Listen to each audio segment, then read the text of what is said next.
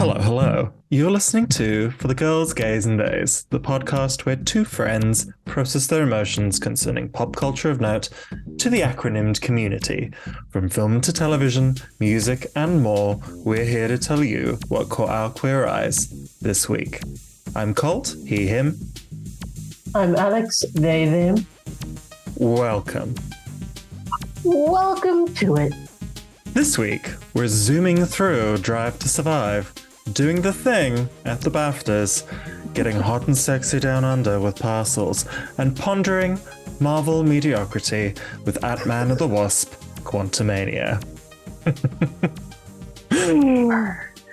To get us started, category is television. Alex, what do you got for me? I have got something that I know you're not interested in right now, but I hope you will be by the end of my little spiel. It's Drive to Survive, a popular Netflix original documentary series that takes viewers behind the scenes of the Formula One Championship. The series debuted in 2019 with seasons comprising of 10 episodes. I wish there were more. It gives exclusive access to the world of Formula One with personalities, tensions, rivalries, team owners, crew members, all the drama. If you're thinking this is a sports documentary, maybe don't think that way. Think closer to Desperate Housewives of New York or Potomac. Oh, Real Housewives. Sorry. Yeah, I was like Desperate Housewives. I was like, Desperate I always Housewives. say Desperate Housewives. That's not the Mark vibe. Mark Cherry will never leave my brain. Occasionally, I just picture him. But anyway, Yeah, so if you're thinking, sorry that happened to you. think Real Housewives of Potomac or Real Housewives of New York, or if the Kardashians did any kind of exertion, because what you actually get is a whole bunch of personalities competing for the same thing. And how they go about it and how they pull each other down. They never build each other up. But it doesn't feel like a negative series because you still get and it's something that they focused on more this season, which I really appreciate, the character arc of a human. You know, I think sometimes when we look at a sports person, we only think of the 8 world championships like with Lewis Hamilton, or we only think of one moment, but the show really gives you the behind the scenes of getting there. So you're not really, it's not about Formula One, it's actually about the people. Each episode focuses on a particular race and explores the stories of experiences and teams involved. The show has been praised for high production value, engaging storytelling, and insightful interviews. So they'll do the classic reality show cutaway to like an all black room, or they don't do the below deck kind of fake background, but it'd be funny if they did. But they do a black room, they cut to like the diary sessions and Talking heads, yeah. Yeah, the team owners and the drivers really tell you what they're going through in those moments or who they have beef with and why. This season, which is the fifth season of the show, talks about the 2022 season, which, if you only look at the results, looks like Red Bull had a run. One team was just running away with it. You know, they were sweeping all the categories. But the reality of it is that it actually started off with a different front runner, a very sexy team with my favorite race car driver, Carlos Sainz, in it, and his teammate Charles Leclerc, who was actually leading and due to win and looked like he had it on lock, and everything unraveled for him. One thing I will say is, if you don't like Formula One, it doesn't mean you won't like the show.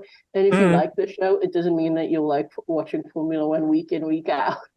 Yeah. That is one thing I sort of know about the show, is that when it first started, I heard a lot of people talking about how they started watching the show for the show. Like they didn't follow Formula One at all, but because they'd heard that the show was a well-made reality docu-series, they started watching it. And like my sister never watched Formula One. I mean, our dad used to watch it growing up, much to our chagrin, but so she wasn't really watching Formula One, and then she watched the series and then is now following the Formula One, like actually watching it. One thing I did want to get into is how I really enjoyed the structure of the season, which kind of harkened back to maybe previous seasons that I enjoyed more than season 4, where I felt like the through line was much better, and I understood the structure much more. Whereas season 4 and maybe season 3, I felt like it was a bit choppy. Not necessarily in editing. It's so hard to quantify. It's the actual storyline, which I think that is in editing though. When it's something like this, where it's an actual real events. Yeah. If there doesn't feel like a strong through line, that really comes down to the editing and the direction, because it's not like a lot of reality competition series, which will be a lot more influenced by producers and a lot more planned and produced. I imagine with something like this, which is a lot more on the docuseries side than necessarily the reality side, it's up to the filmmakers to construct a story with what they have. Make choices, so perhaps, what to include and what not to include. So perhaps they have less to work with the fourth series in terms of satisfying stories. They had the most to work with in season 4, I think, but they kind of got caught up in the source and maybe too hyper focused, which is something that my sister was criticizing the show. Like, she loves the show. Don't get me wrong. She's going to be so mad at me for saying that she's not criticizing the show. She loves the show, but she was saying to me that it's starting to feel like a trailer, the way that it's edited. And the way it's presented, it doesn't feel as much like a story necessarily as it is a sizzle reel trailer for. I think when I watched the first few episodes, I can see that being true, but I think for me, my standouts, some of them were the Yuki Tsunoda episode, which I think is around the second half of the season. The whole second half of the season I found very strong.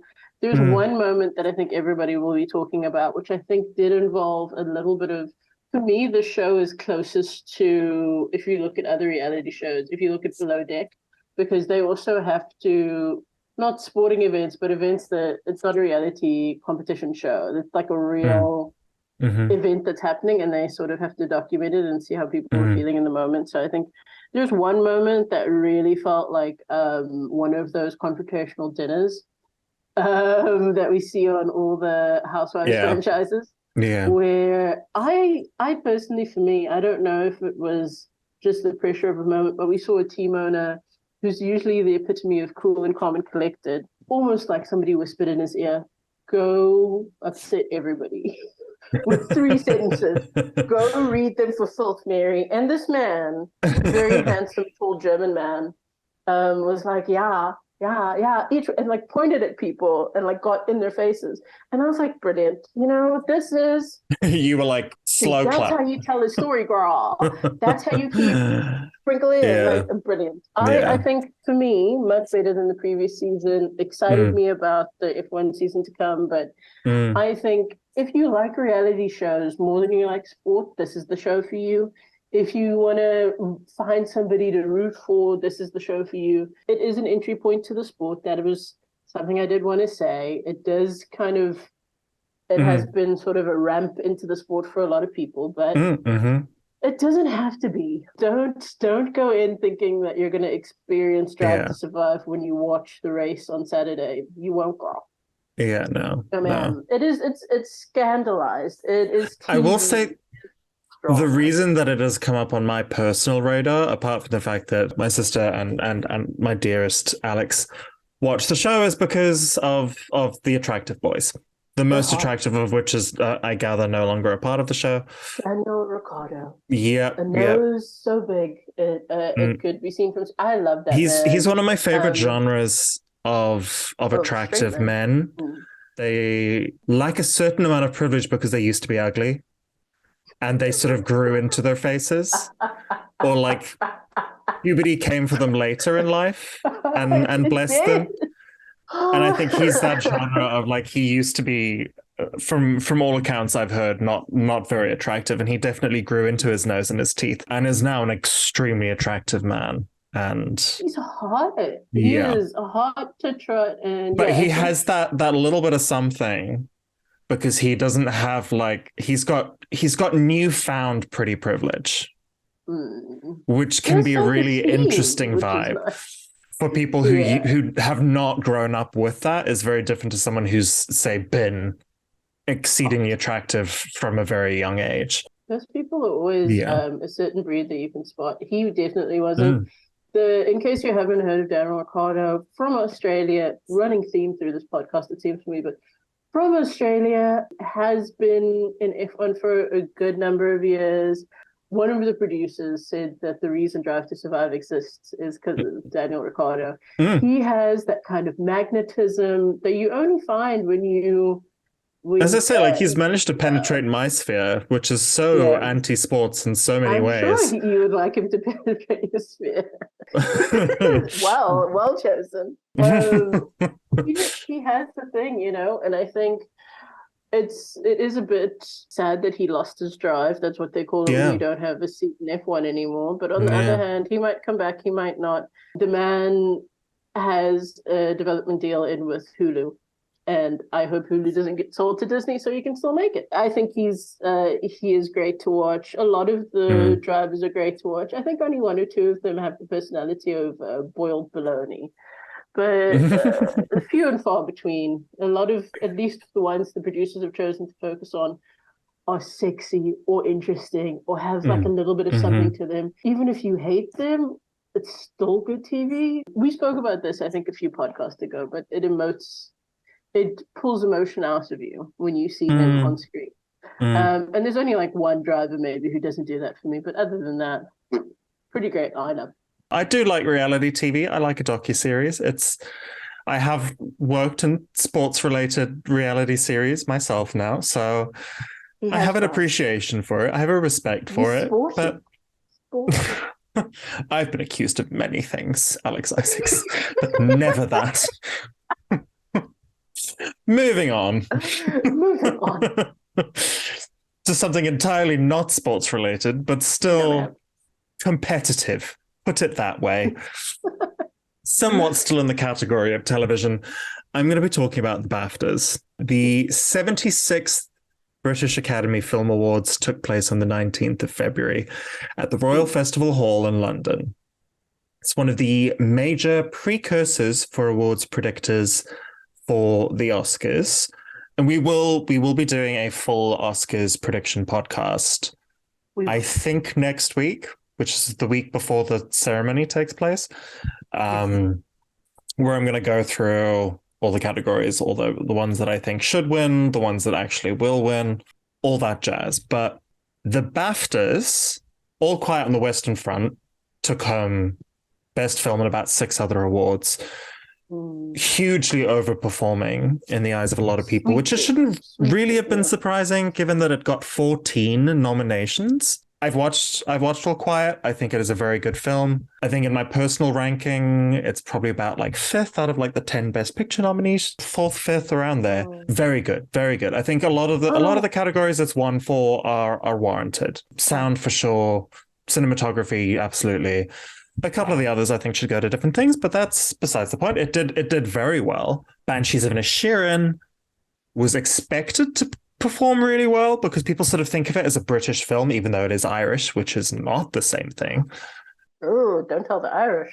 Yeah, no, and I think there was a moment because Banshees of Inisherin won Best British Film, and the filmmakers did get up and sort of say like, this is nice, but like not really true. But yeah, Banshees did actually overperform in certain categories, though. I would say that it's a film that both under and overperformed. In terms of the overperforming, it was with a couple of huge upsets in the acting categories. The biggest of which is Ke Huy Quan losing out to Barry Keoghan, breaking what many saw as an unstoppable streak. Ke Huy Quan has won every supporting actor award in this entire season from critics, from different award, like everybody. And this is, yeah. And people thought for sure that he was going to win this one as well. Nope, went to Barry Keoghan, who was good. he was my number two. He would have been my number two.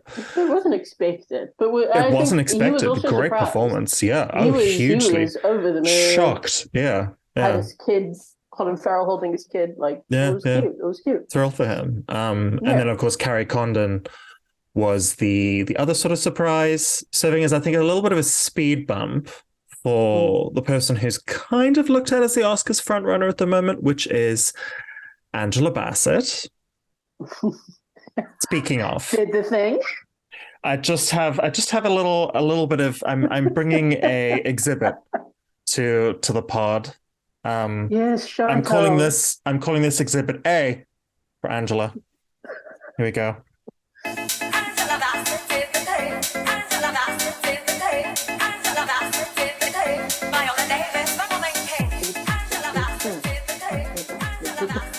I think, can I just break your thought for a minute, just to give my very, very ardent opinion?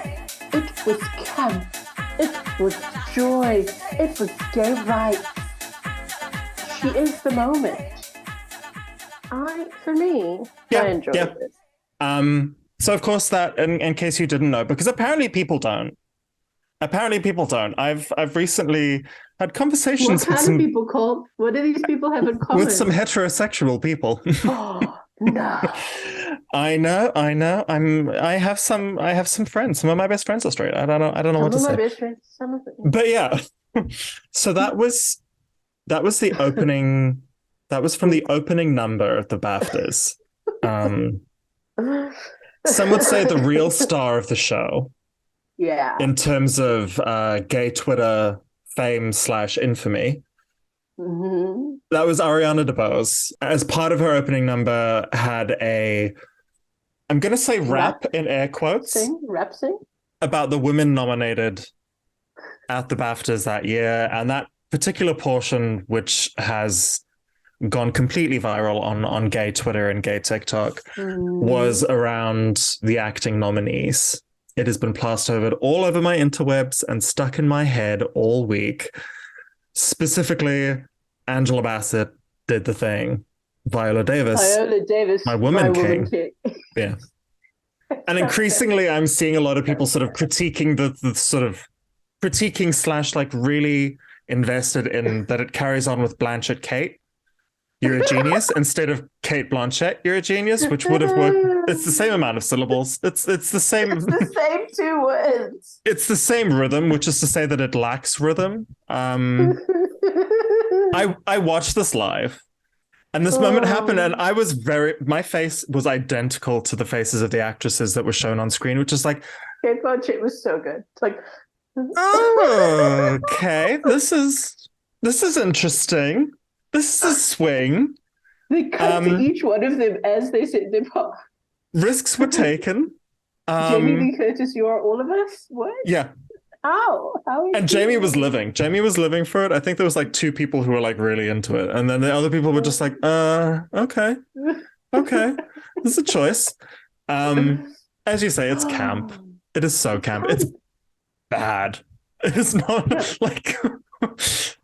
on a technical level, the poor thing was so out of breath the entire time. She'd been presumably she'd rehearsed it not running up and down steps. Is the only thing I can think of is that it didn't really take into account the amount of steps that are in the Royal Festival Hall. So she's so out of breath. She was doing it like, fuck, these are more steps than I thought. Her hair is not where it should be. Yeah, it's going its own vibe. Oh, bless it. But it is instantly iconic and it's iconic. Completely. It's fun. I've seen more people praise it than criticize it, and even the people that I've seen criticize it is very much in a good-natured way. They're like, "This is an earworm that I do not understand." I do not understand it. I don't know why she uses a different naming convention for all of them. Some people get a first name. Some people get a last name. Some people get a first name with an initial. Some people get a last name, then a first name. Some people get their full name. Angela Bassett got her full name. And it's even gone to like, I've sent you so many TikToks about this now. We've had Lizzo on stage during one of her tour performances where she got a little emotional. She was like, right now, I have to shake it off. Angela Bassett did the thing. You had Angela Bassett. Recoup, How gay people reset. Really, we're just like Angela Bassett did Angela Bassett did the thing. Yeah. You had Angela Bassett herself, the Queen, legend, icon, and star, receiving an award at the NAACP, saying, I guess Angela Bassett did the thing while she's receiving her award. It's just, it is camp. It is a moment in pop culture history, and it is completely passed the straights by. It's shame. Oh, poor things. Not one, not two, but three straight people I know. I was like, right, so I'm going to talk about on the pod. I think I'm going to talk about the BAFTAs on the podcast this week. And they're like, oh, what happened at the BAFTAs? And I'm like, Angela Bassett did the thing. And they're like, what? And I'm like, oh, you've really not seen this. It's when I sort of realized that the algorithm really algorithms, hey? Yeah, people go deep on it. And I also think what's was so funny about it to me was even the real life algorithm. Like, she was on the BBC sometime earlier this week, and the interviewer was like, oh, I just want to talk about it. I enjoyed it. Trying to console her about the fact that she had to delete her Twitter. And she was like, yeah, I mean, it was camp. I enjoyed it. And Baz Luhrmann came up to me and said, I loved it. And I was like, yeah, you see? He's like, gay Twitter loved it. But also I want to talk about that like Twitter thing. People have like gone to her Twitter account, seen that it's been deactivated, and been like, oh, it's because of the Angela Bassett thing. No, it's not. Her account has been deactivated since like June last year. She's been off Twitter for a minute, but people have only just now seen, assuming it's because of like the quote unquote backlash, which hasn't really been a backlash. It's just been people going, what the fuck was this? I live. I haven't seen any backlash. I've just seen gay people going, doing it. Actually, just walking like, this is in my head. Yeah, this is just in my head. Yeah. Anyway, on that note, we're going to take a quick break and we will be right back. And we're back. Hello. Welcome to. And the category is music. Yes. Alex, what have we listened to? Well, now I'm going to take you down under and introduce you to a funky, disco, sexy boy band. And by boy band, I mean the band only has boys in it. And we won't hold that against them. It's no one's fault. No. They're called Parcels. They're from Australia. They're a 5-piece band from Byron Bay. They were formed in 2014. Louis Swan, Patrick Hetherington, Noah Hill, Anatole Surratt, and Jules Camerlin. I'm massacring all those names, but essentially just 5 sexy lads. They're a mix of disco, funk, and pop with electronic and indie rock elements. Their influences are Daft Punk, Steely Dan, and the Beach Boys, and they've been compared to Phoenix and Jungle. The band gained international recognition in 2017 with their single Overnight, which was produced by Daft Punk. They have cashy synth hooks, smooth harmonies, and sort of a retro style, sort of a 70s feel to them. Their self-titled debut album was released in 2018 and got lots of positive reviews. But for me, I think it's more about aligning with what you listen to. They very much in the vein of what I listen to on a Friday night or what I listen to in the morning when I'm going into work and I need a positive vibe. They have kind of a smooth feel to them, so you don't feel like you're being shouted at in the morning. And I think it's a great foray into what I call, and a lot of other people probably, new disco, where it's blending more electronic noises with the more analog style of disco that you might have known or grown accustomed to as a queer person. It's the kind of music that I think the first listen shows you one thing, the second listen really opens up the room for you. And they appeal to a wide range of people. I think in the past maybe I've spoken about one or two singers that are fairly down a darker path that would only appeal to a certain number of people. Mm. I think this is definitely the popcorn chicken of my recommendations. And if you don't enjoy them, but you kind of enjoy some of their songs, I would definitely recommend going listen to Phoenix, going to listen to Jungle, like I said earlier, and Mm. maybe if you haven't done it already, putting on Daft Punk's last record. I hadn't heard of them, as with a lot of your recommendations. This was a time where I actually hadn't heard of them, not like some of your other recommendations where I'm like, never heard of her. And then it turns out I have 4 of her songs saved on my phone.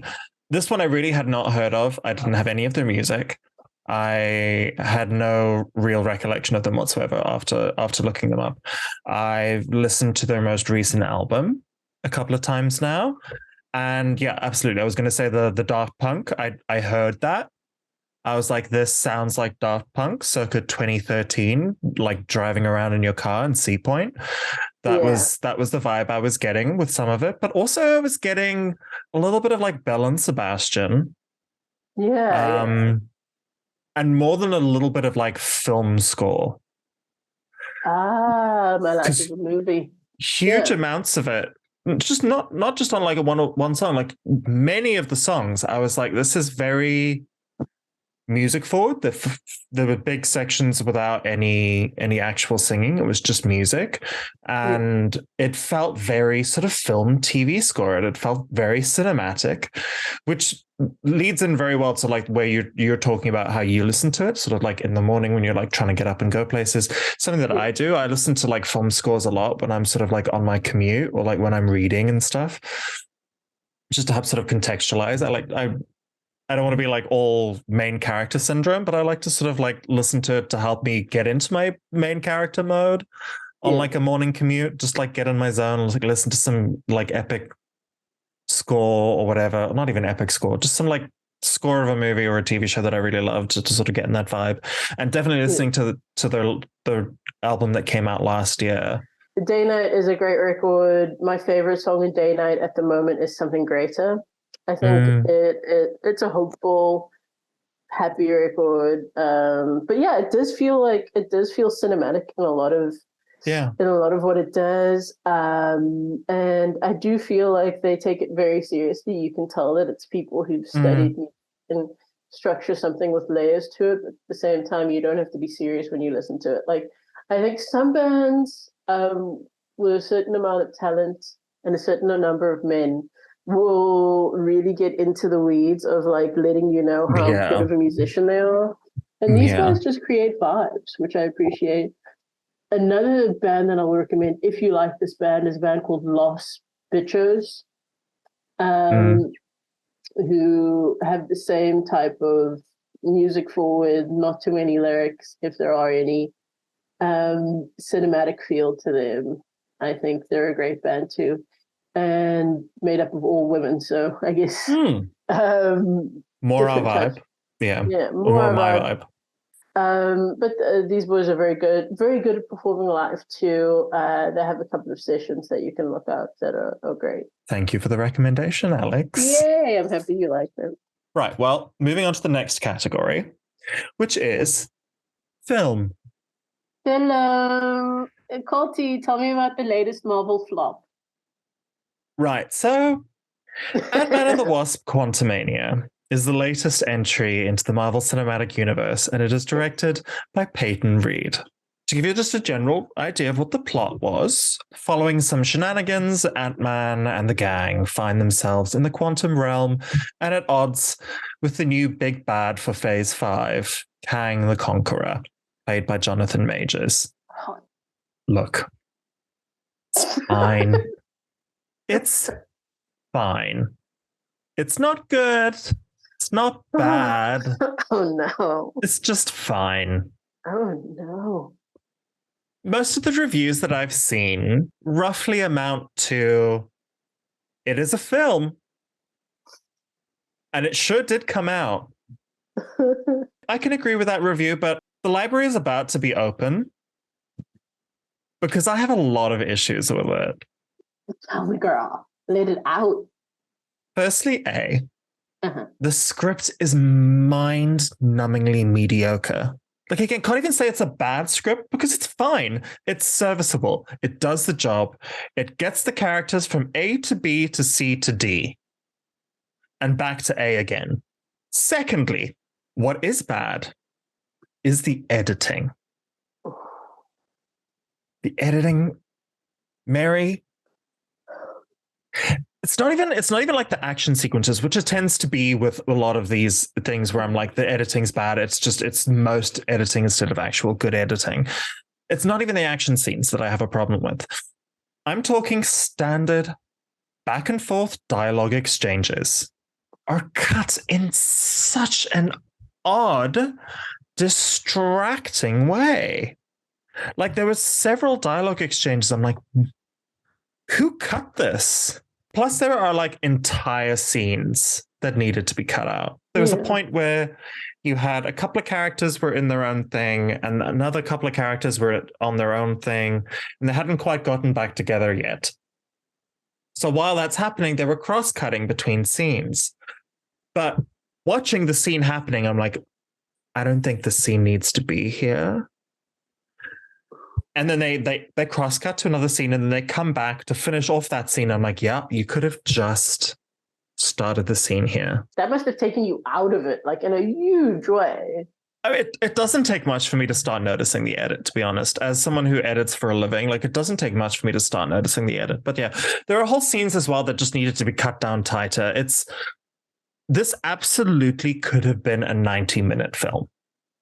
Oof. But of course, it's not. It's 2.5 hours.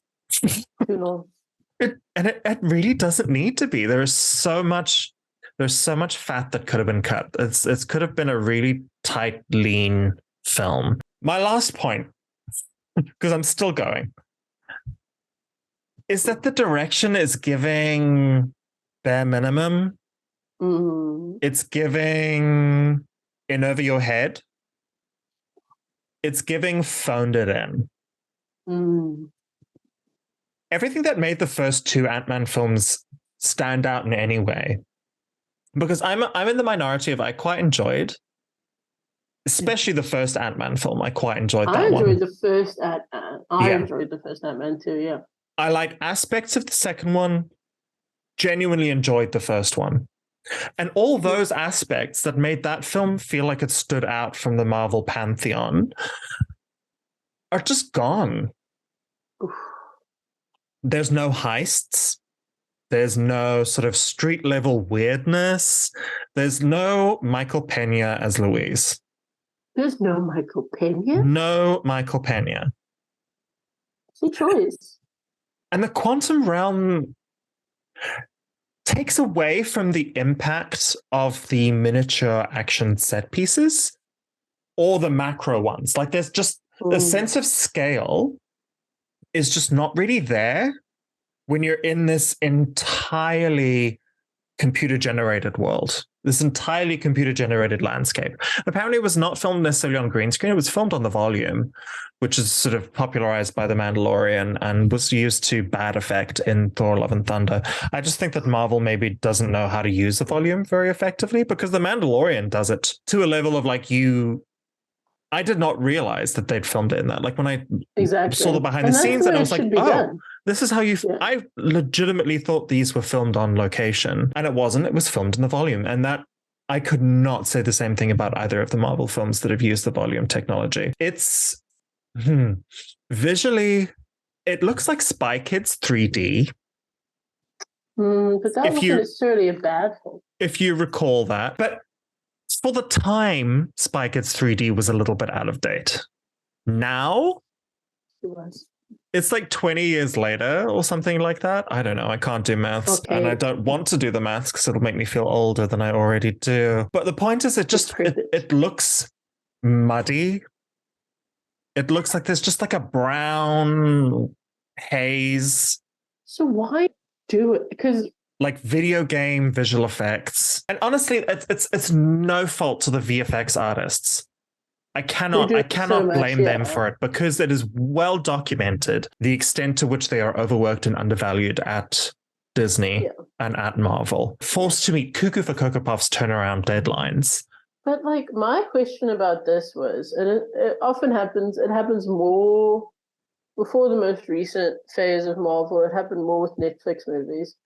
But what is this desire to make actors and directors make a piece of art or make a piece of content that they don't want to be there for? And you can feel it in their output that they don't Yeah. want to be there. Yeah. That's a big part of the reviews I'm seeing for Ant-Man is that Yeah. it felt like the director and maybe some of the stars just didn't even want to make this movie. And it's if you can see that on screen, it must have been I hell when just they were making it. I don't think that Peyton Reed was the right choice to do it. I know that like he's done the other Ant-Mans, and I think he's sort of like the first Marvel director to like get through a full franchise, to get through a full trilogy. So, more power to him. But I don't think it was the right choice. I don't think. And look, I mean, I've read it. I've read this film to filth, but the point is, I don't hate it. That's I'm not worse mad. though. I'm just disappointed.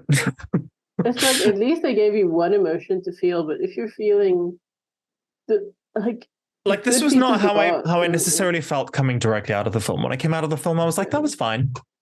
That happened. That was a film I watched. mm, I wasn't like checking my watch. I wasn't like being like, oh God, I can't wait to get out of here. But I wasn't like, I can't wait to watch this again. yeah. I don't know. I mean, I'm sure Um there'll be people who enjoy it out there, but I don't know if I'm going to pay the exorbitant it price to go to a cinema to watch it. wait for Disney Plus, girl. It's coming. Yeah. It just felt underbaked. It just feels like a box checked on the Mm. phase 5 to-do list. Like they were like, right, we need to start setting up Kang in a meaningful way. So let's do it in Ant-Man. I would still probably when Kang comes out, I'm probably going to watch it if I'm real with you. Oh no, I will be sat for all of these. Like I'm I saw this Probably about a gonna week late. do. Like this, I didn't watch this at opening weekend. I've just watched it. It's been over a week since it came out. And look, a lot has been said about franchise fatigue.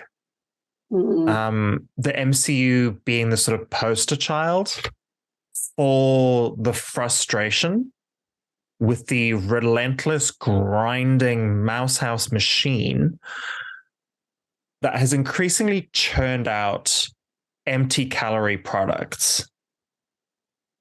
Yeah. To get a sense of the oversaturation, in 2021, we had 4 feature films and 5 series released That's into a the Marvel lot. Cinematic Universe. That is roughly 40 hours of content. 40. Too much. To be fair, this was post-COVID catch-up. Nothing came out in 2020, so they were sort of trying to get back on track with things. Last year, it was down to 3 features and 3 series to about 20 hours of content. Which, frankly, if you're looking at the MCU as one big multi-platform TV show, which I do, is not actually. It's about what you'd expect from an old school network show to be 22 hours of TV. Yeah. But it feels stretched too thin. It feels like they're churning out factory grade chicken pies and not artisanal handcrafted pies, which yeah. when you have a system that's spending so much money and making so much money, I don't think it's unreasonable to expect artistry or expect at the bare minimum a level of care that I feel like this film feels like it was missing. It just feels like it was missing, like you say, people giving a shit, people wanting to make it great beyond just being the next film to get to Avengers Kang Dynasty. I think, and as I said, that's that I will be sat for the next entry. I mean, I'm looking forward to the new Guardians movie in a couple of months. I'm very excited for the Marvels. Yeah, very excited for the Marvels in November. And I'm excited for I think it's Secret Invasion is the TV show. I think that's the next Disney Plus TV show. I'm excited for that. I will be sat. But like I've heard that there is like a conscious reevaluation at Disney I think it's sort of more been direct. It's already been directed at Star Wars in terms of putting out quality over quantity. They're like giving the films a bit more time, maybe cutting down on some of the series and stuff that they've announced and some of the movies they've announced, being like, do we need to make this? Are we going to be able to give this the level of care that it needs? If not, maybe hold on to it for now. Because the thing is, it's like it's people keep talking about how is the bubble going to burst? Are people going to stop watching? No, people aren't. People are going to keep turning up. People are going to keep watching. So they have a captive audience for years, for decades to come. You don't need to do it all now. You can go back to 2 films a year. You can go back to like 2 series a year. Like it's not gonna. They're still gonna make hundreds of millions of dollars. I also think, for me, in my opinion, as much as we all love the folks like Kevin Feige and the first Bob, not the second Bob, at the top of Disney that came back. I mean, as great as the vision has been and some of the other folks have been, maybe it's just time for new people to bring new ideas, new people to have new ways of dealing with directors and new ways of dealing with writers. The fresh perspectives, I see that with films like Wakanda Forever with Ryan Coogler. That was an artfully made film. Yeah. Visually, there were so many frames that could be framed in that film. I don't think there's a single frame in Ant-Man and the Wasp: Quantumania that could be framed. Sorry to those frames. And like, even Doctor Strange and the Multiverse of Madness with Sam Raimi, even that had a specific creative direction. Which it wasn't everybody's cup of tea. I personally really enjoyed it. I personally really enjoyed. And again, being able to connect with the character of like Wanda as well, being able to expand on that. I think it's sort of about characters. And I think that was also a problem with this film, is that there has been a certain lack of chemistry and a certain between the sort of leads of this franchise. Like, I don't think I'd miss Evangeline Lilly. That's so frustrating to me, because I really enjoy the Wasp and Hope Van Dyne as a character from the comics, from some of the TV shows. I remember growing up, the Avengers TV show, the Wasp used to be one of my favorite characters. But yeah, I just think I don't know if it's the thing if she's been underwritten or underdirected. Because Evangeline Lilly is capable. I mean, as much as I Lost last time, disliked her character on Lost, I cannot fault her work. Yeah, she did. I cannot fault her work on Lost. So I do think that she's a good performer. I just don't think that the Hope Van Dyne has been particularly well written from the second film on. I don't think she's been particularly well written. I don't particularly think that Scott's daughter was particularly well written in this. I don't know. How many people are in that writing room? There's just one. Just one guy. One guy. One. Yeah. But that's the thing, is that it didn't feel badly written. It didn't feel all over the place. It felt like it was written by one guy, but it felt like it was written by one guy who was quiet quitting.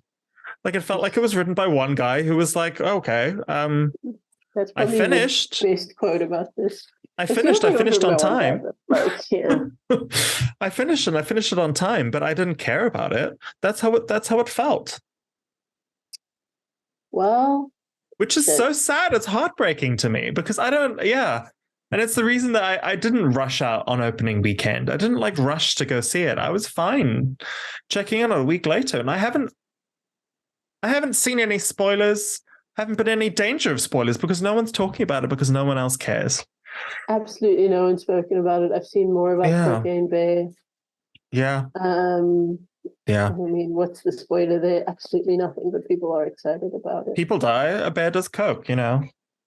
And somehow still probably better written with more character depth.